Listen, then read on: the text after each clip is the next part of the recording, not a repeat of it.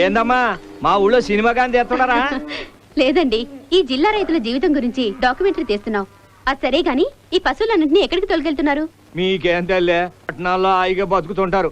మా పల్లెటూళ్ళలో వర్షాలు కురిస్తేనే గాని మనుషులకి పశువులకి తిండి నీళ్లు దొరకవు. ఈ ఏడాది ఎప్పుడూ రానంతగా కరువు వచ్చి పడింది.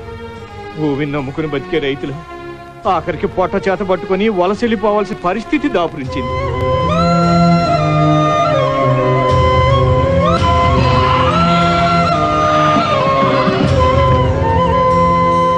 పక్క తాలూకా లక్ష్మీపురంలో నెహ్రూ కాలం ఉంది కదండి, గడ్డికి గొడ్డుకి కరువులు నెహ్రూ కదని అక్కడ తోలికెళ్తున్నాం.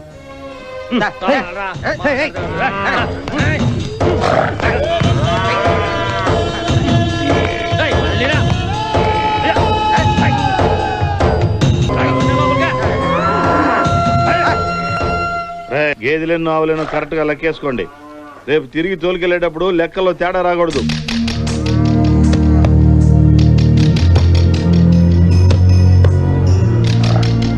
నిజంగా మీరు దయదలసకపోతే ఈ ఏడాది మా పశువులన్నీ మాడిపోయాయి. మేమేదో దాన ధర్మాలు చేసినట్టు పొగడొద్దు. గేదెకి ఇంత డబ్బులు తీసుకుంటున్నాం కదా. రేయ్, ఆ ముద్రేసిన గేదెలన్నిటికీ మేత వేయండి. వెళ్ళండి. వాటికి పొట్టలు నింపుతున్నాం సరే, మన పొట్టల సంగతి ఏంటి? మనకేమరా, ప్రభుత్వం చెప్పింది కదా పనికాహార పథకం కింద బియ్యం లారీలు పంపిస్తున్నామని. ఈ లోపు ఏదో పని దొరకపోతుందా?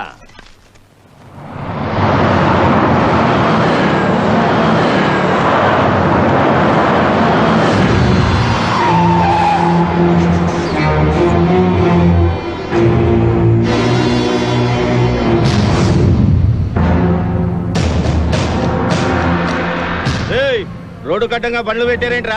తీయండి.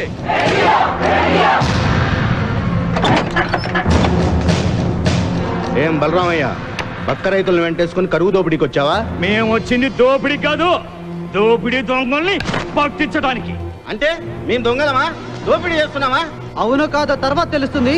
ముందు లారీలో ఉన్న లోడ్ ఏంటో చూపించు. చూపించు చూపించు చూపించాలి. ఏంట్రా చూపించేది? నోరు మూసుకొని పక్కన పండి. పనికాహార పథకం కింద పేదలకు పంచాల్సిన బియ్యాన్ని దొంగతనంగా తమిళనాడుకి తోలేస్తున్నారు. ఏయ్, అది బియ్యం కా తౌడు, మీకేదో చూపించాలి. పోండి ఇక్కడి నుంచి.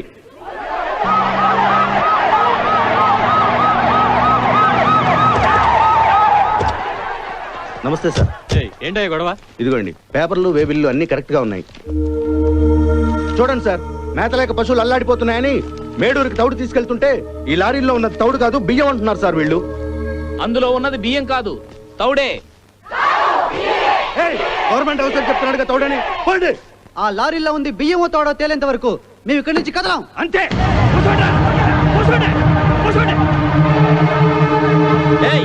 బలవంతంగా మిమ్మల్ని అందరినీ ఇక్కడి నుంచి ఖాళీ చేయించాల్సి వస్తుంది. ఎస్ఐ గారు, వాళ్ళతో మాట్లాడండి. లాఠీ చార్జ్ చేస్తే అప్పుడు కానీ వెళ్ళరు. దెబ్బ పడితే పారిపోవడానికి ఇక్కడున్నది కిరాయి రౌడీలు కాదు, రైతులు. Constable, hello, control room.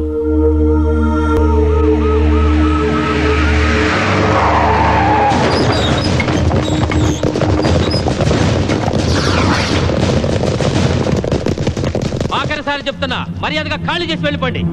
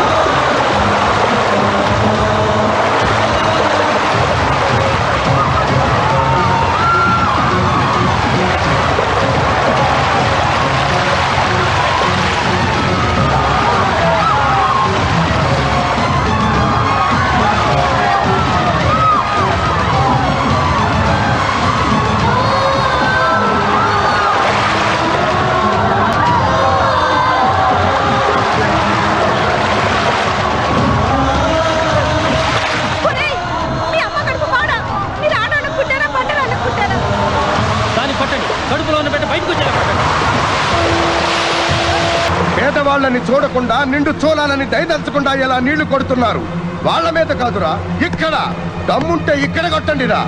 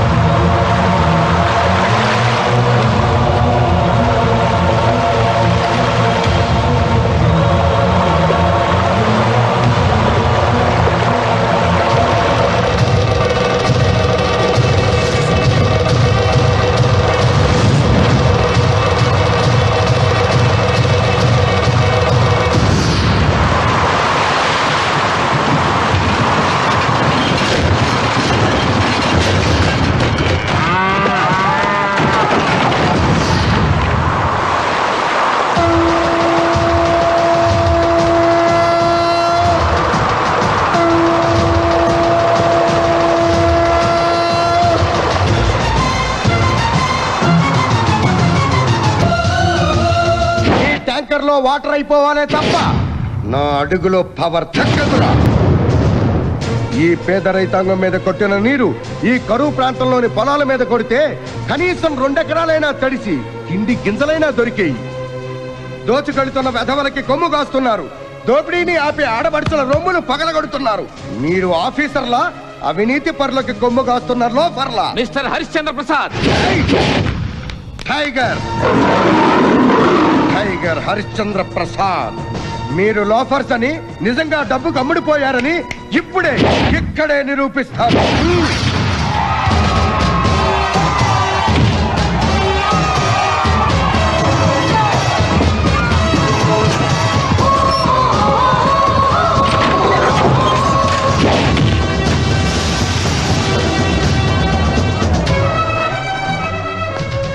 బియ్యాన్ని పట్టుకొని తౌడంటారా? మా పేదవాళ్ళదే తప్పంటారా? మనం ఎలా బ్రతకాలన్నది ఒకరు చెప్పనక్కర్లేదురా.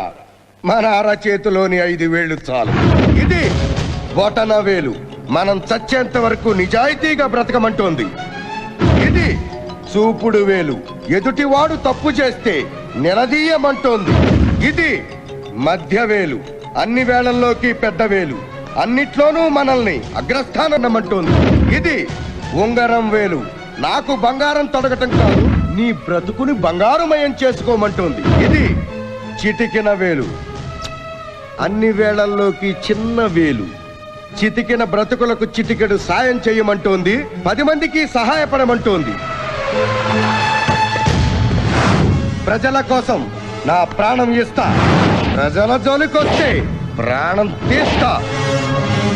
రండి సిఐ గారు, రైతు కూలీలకు పని దొరికేది కొద్ది రోజులు మాత్రమే. కరువు వస్తే ఆ కొద్ది రోజుల పని దొరకదు. అలాంటిది పరిగాహార పథకం వల్ల పేదవాళ్ళు గుప్పెడి మెతుకులు తింటున్నారు. ఈ తగులు బాజీలు దీన్ని వాళ్ళకి అందకుండా చేస్తున్నారు. క్షమించండి హరిచంద్ర ప్రసాద్ గారు, వాస్తవం తెలియక వీళ్ళ మాటలు నమ్మి మా వాళ్ళు అనవసరంగా బలప్రయోగం చేశారు. I'm sorry.